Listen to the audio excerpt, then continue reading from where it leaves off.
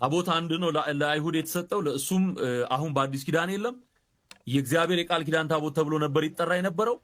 ወደ ኢትዮጵያ ሲመጣ የማይጣመም ነገር የለም። ይኸው በገብርኤል በሚካኤል በአርሴማ በኡራኤል በምን 182 አጋንንት ሰብስቦ ጣዖት ቀርጾ እሱን ተሸክሞ እየወጣ ያስመልካል።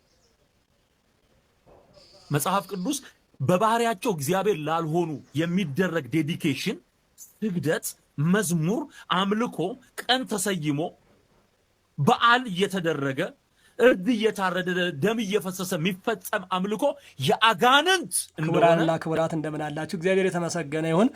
ያው እየሰማችሁ ነው። እኔም የቀረብኩበት ምክንያት በዚህ ምክንያት ነው። ስቀርብ ግን ለእርሱ መልስ ለመስጠት አይደለም። ይህንንም እንዲታውቁልኝ፣ ለእርሱ መልስ ለመስጠት አይደለም። ለምን መልስ የሚሰጠው ሰው የሚገባው ሰው የሚሰማ ሰው የሚያውቅ ሰው ነው።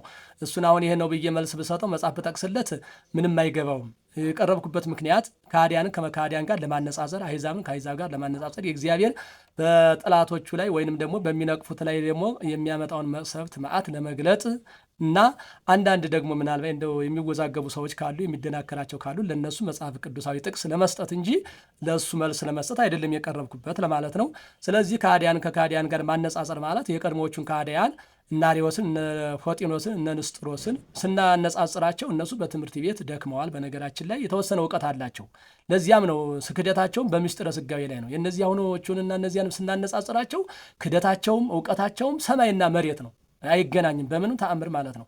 እነዚያ የተነሱት በምስጢረ ሥጋዌ ላይ ነው። ምስጢረ ሥጋዌ ኃይለ ቃሉ ስለሚረቅ ስለሚከብድ እሱ አልረዳቸው እያለ ነው። ያም ደግሞ ከመማራቸው ትንሽ ከማወቃቸው የተነሳ በሊቃውንት ፊት በጉባኤ እየቀረቡ እየተከራከሩ እየተረቱ ተመልሰዋል።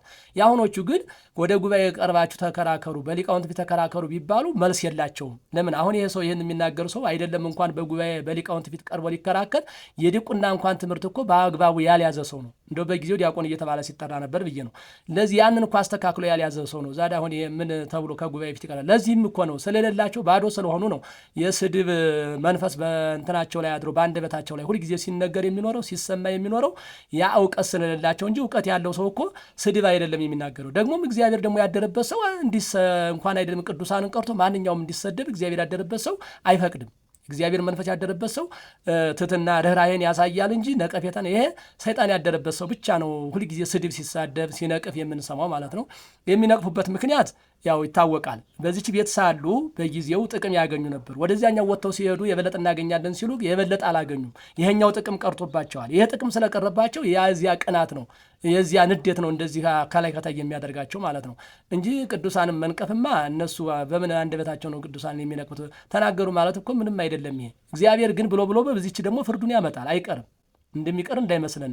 እግዚአብሔር ታጋጅ ስለሆነ እንጂ እጸነው ለአሞሬውን እስኪፈጸም ኃጢአቱ እስኪፈጸም አሞሬውን ታገሰዋለሁ ብሎ እግዚአብሔር ታጋሽ አምላክ ስለሆነ ይታገሳል እንጂ መዓት መቅሰፍቱን ያመጣል። ለምን ሲባል እንደው አንዳንድ መጻሕፍት እስኪ ልጥቀስ። አንድ ለዚህ ታሪክ የሚሆን መጽሐፈ ዳንኤል ትንቢተ ዳንኤል ምዕራፍ 5 ቁጥር 23 ላይ ብልጣሶርና ናቡከደነጾር የሚባሉ እንግዲህ የአሕዛብ ነገሥታት አሉ። ከነሱም ደግሞ ናቡከደነጾር የተሻለ ነው፣ ከአሕዛብ የተሻለ ነው፣ አስተዋይ ነው። ይሄ ብልጣሶር የማያስተውል ናቡከደነጾር ከቤተ መቅደሱ ከኢየሩሳሌም ዘርፎ የወሰደውን ንዋየ ቅድሳት የእግዚአብሔር መገልገያ ነው ብሎ በክብር ቦታ አስቀምጦታል። እሱ ያስቀመጠውን ኋላ ብልጣሶር ሲነግስ አስወስዶ ምንድን ያደረገው? ጻሕሉን ፈትፍታችሁ እንዲበሉበት ፈትፈው እንዲበሉበት ጽዋውን ቀርተው እንዲጠጡበት አድርጓል። በዚህ ምክንያት ተቀስፏል። እንደውም ከግድግዳው ላይ ማኔ ቴቄል ፋሬስ የሚል ኃይለ ቃል ተጽፋለች። ይቺ ምንድነች? ትርጉሟን ዳንኤል ተርጉሞለታል። ከዚያው መጽሐፍ ቅዱስ ላይ በሰፊው ታገኙታላችሁ። ከዚያ በኋላ ተቀሰፈ። እግዚአብሔር ብሎ በእነዚህ ሰዎች ላይ ደግሞ ፍርድ ያመጣል። የሚቀር እንዳይመስለን ታጋሽ አምላክ ስለሆነ እንጂ። ቅዱሳንም ሲነቀፉ እንዲህ ሲሰደቡ ምሕረትን፣ ይቅርታን፣ ቸርነትን፣ ተራዳኢነትን የሚያማልዱ ከእግዚአብሔር ይቅርታን ቸርነትን የሚያማልዱ ስለሆኑ መቅሰፍት መዓትን የማያማልዱ ስለሆኑ እንጂ እነዚህን ወደ እግዚአብሔር አቅርቦ ማስቀሰብ ራሱ ከመድኃኔዓለም ያገኙ ቸርነት ስራ የቸርነት ስራ ስለሆነ ቸርነት ብቻ ስለሚለምኑ እንጂ እነዚህ ሰዎች እስካሁን መኖር አይችሉም ነበር። ግን ብሎ ደግሞ እግዚአብሔር ለነሱ የሚፈርድበት ጊዜ አለው ማለት ነው፣ ይኖራል እንጂ ቅዱሳኑንማ አክብሮ ነው እግዚአብሔር ያስቀመጣቸው። አሁን እነሱ ነቀፏቸው ብንል ምንም አይደንቀንም። ለምን? እግዚአብሔር ራሱ ተነቅፏላ።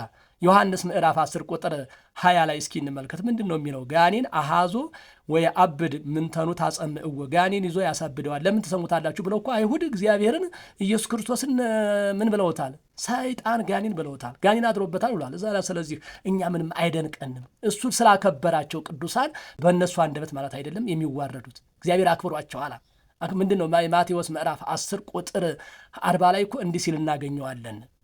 ዘኪያ ክሙ ተወክፈ ኪያየ ተወክፈ ወይ ኪያየ ተወክፈ ተወክፎ ለዘፈነወኝ። እናንተን የተቀበለ እኔን ተቀበለ፣ እኔን የተቀበለ የላከኝ አብን ይቀበላል ብሏል። ስለዚህ እናንተን የጠላ እኔን ይጠላል፣ እኔን የጠላ ደግሞ አብን ይጠላል ያለው እግዚአብሔር እኮ አክብሮ እኮ ነው ወዳጆቹን እንደዚህ አድርጎ የተናገርላቸው። እናንተን የጠላ እኔን ይጠላል፣ እናንተን የተቀበለ ይቀበላል ብሎ ተናግሮላቸዋል። እንዲሁም ደግሞ ዮሐንስ ምዕራፍ 15 ቁጥር 15 ላይ እይብለክሙ እንከ አግብርቴ አላ ኤርክቴ አንትሙ፣ እናንተን ከዚህ በኋላ ወዳጆቼ ነው እንጂ የምላችሁ ባሮች አልላችሁም ብሏል። እስመ ገብር ይአምር ዘይሬስዮ እግዚኡ፣ ባሪያ ጌታ የሚያደርገውን ያውቀውምና ባሪያ አልላችሁም ጌቶቼ ናችሁ። ለምን? እኔ የማደርገውን ታውቃላችሁ፣ እኔ የማደርገውን ታምራት ታደርጋላችሁ እና ስለዚህ እናንተን ባሮች አልላችሁም ጌቶቼ ናችሁ ብሎ ለቅዱሳን ቃል ኪዳን ሰጥቷቸዋል። ይህም ብቻ አይደለም እግዚአብሔር ለቅዱሳኑ የተናገረው ቃል ኪዳን ይህ ብቻማ አይደለም።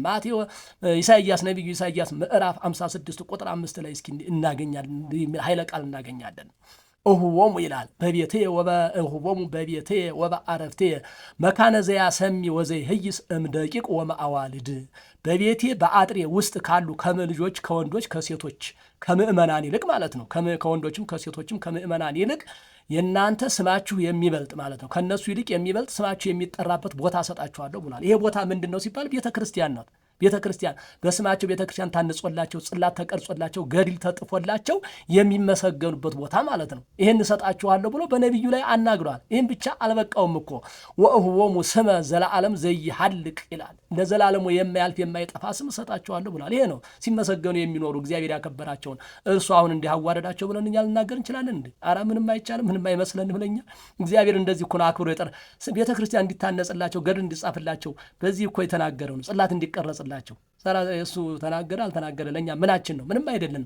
ለታቦትም ደግሞ እንዲሁ ስለ ታቦት ደግሞ ብሏል። ታቦት ደግሞ እንግዲህ ታቦት አሁን እንደምንገለገልበት ደግሞ የሚያስረዳን ማን አለ? ራእየ ዮሐንስ ነቢዩ በምዕራፍ 11 ቁጥር 19 ላይ እንዲህ የሚል ኃይለ ቃል እናገኛለን ማለት ነው። ወእምዝ ተርህወ መቅደሱ ለእግዚአብሔር ዘውስተ ሰማይ ወአስተርአየት ታቦተ ሕጉ ለእግዚአብሔር እንተ ውስተ መቅደሱ ይላል።